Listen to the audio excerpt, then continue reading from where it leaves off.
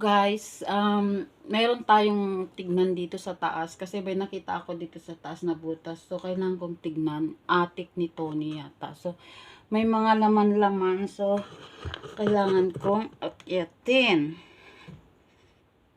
Alam nyo naman ako guys, pag sa baryo, pag taga baryo ka is magaling ka talagang umakyat. So, ang dami kong nakita dito. Ay, shit! Oh my God. So, ang dami kong nakita dito, guys. Ayan.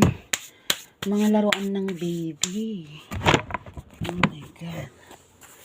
Pwede to sa laruan ng aking baby. Ayan, oh. English made easy. Wala, ano to? Mga kanto, oh. Tapos, ayan. Maganda, guys. Parang gusto kong ano dyan, isend dyan. Ayan, oh, bahay pa ng aso, oh. Aso or pusa yata. So, ang ganda dito, guys. Gusto kong magtago dito. Ayan, dami-dami kong ayan, daming laruan, guys. Laruan ng bata. Ayan, may bag pa dito. Ang ganda ng maleta, oh. Ganda ng maleta, guys.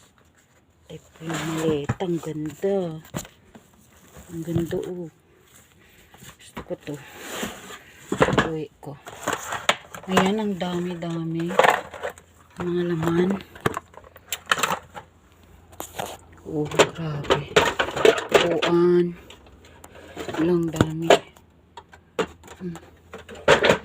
So, ayan. Ganda.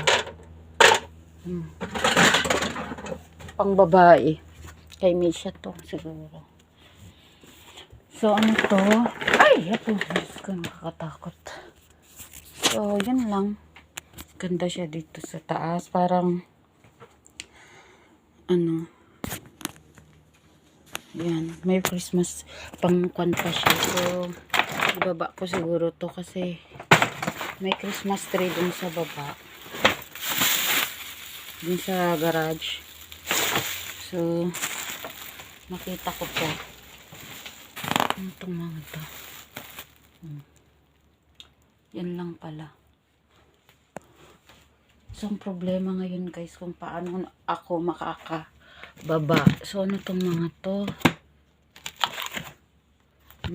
Gaganda oh. Lang, grabe. Para sana to sa kanto. Kay Sandro. Ngayon, problema ko ngayon, paano ko papatayin yung ilaw? Ala, paano yan? Diyos mayo. Hindi pwede. Oh.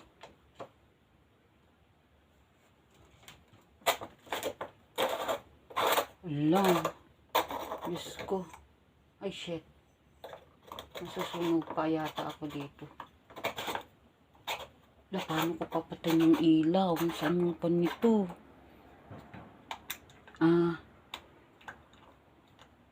Okay. So, guys, nakakatakot na. Kailangan. So, may hagdan naman ako. Yan, nakababa na ako, guys. Ano ba yan? Kung anong pinagagawa ko. Okay na. Dito na ako sa baba. So, ang dumi-dumi ko, guys. Dahil, syempre, ano ba yan? Kung anong pinagagawa ko talaga.